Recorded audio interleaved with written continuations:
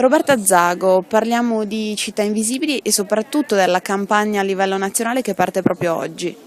Città Invisibili parte oggi, il 23 aprile, una data significativa, Giornata Mondiale del Libro.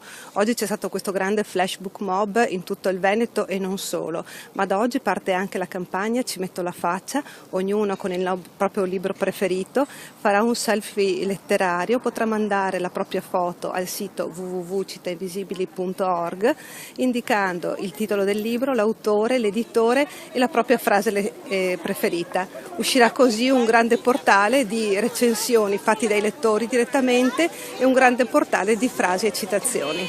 Ci metto la faccia ha avuto anche dei testimonial importanti.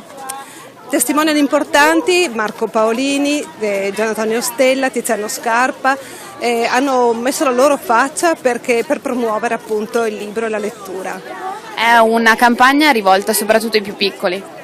Una campagna rivolta ai più piccoli perché Città Invisibili intende seminare proprio dai più piccoli, è un progetto di letteratura per l'infanzia rivolto soprattutto ai piccoli, ma con questo vogliamo incentivare anche i lettori più grandi. Sappiamo che l'Italia non è un paese che ha grandi lettori, ma noi cerchiamo di sostenere quelli che ci sono.